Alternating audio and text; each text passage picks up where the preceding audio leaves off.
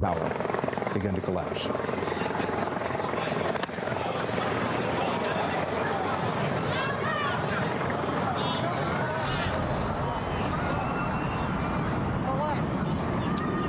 First one plane hit a World Trade Center tower, then another plane hit the other tower.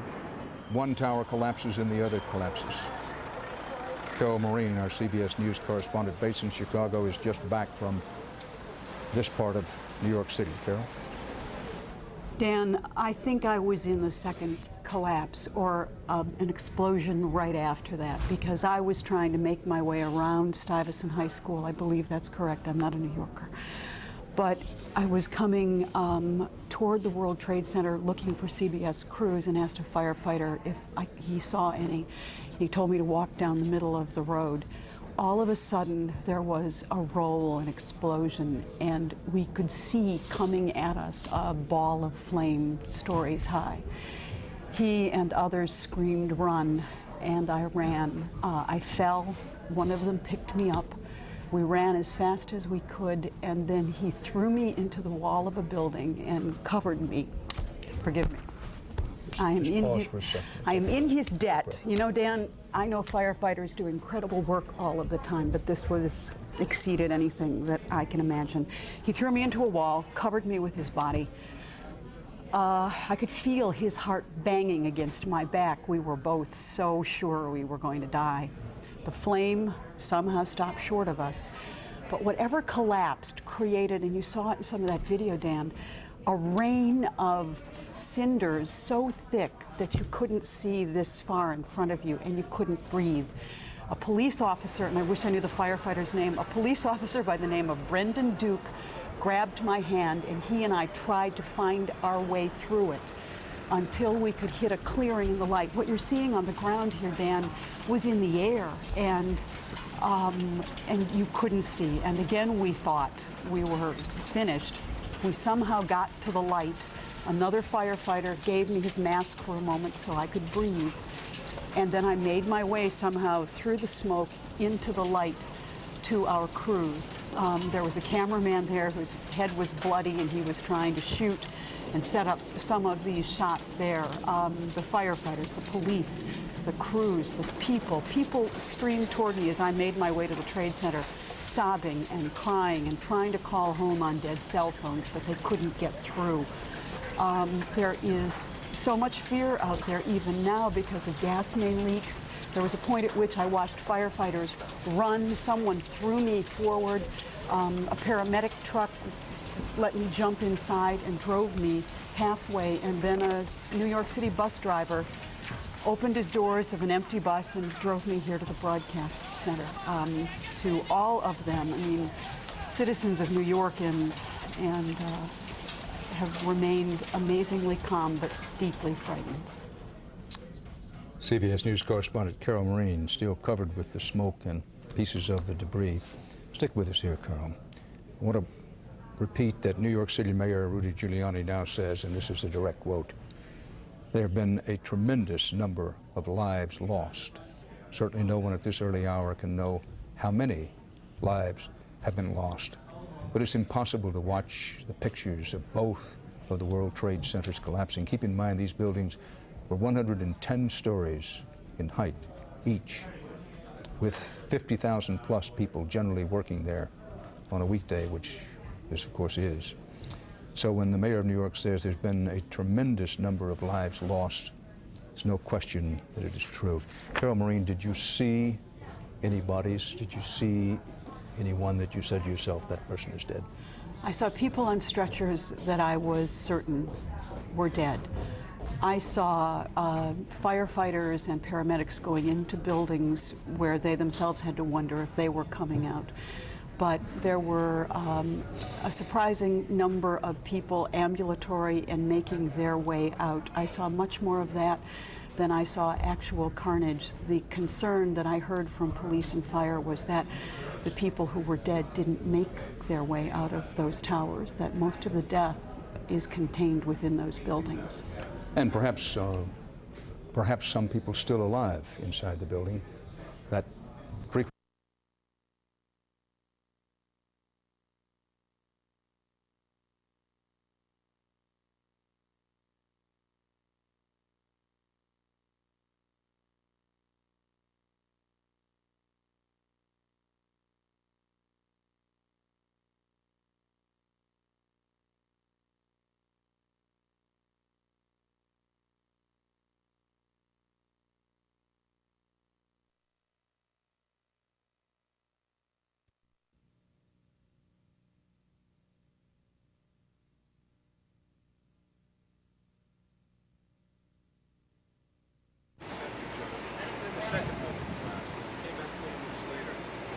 looking like a Three Stooges movie covered with plastic, I swear to God. But he got a good thing, man. That's some good shit. Then we went back there. Whoa, whoa, whoa, whoa!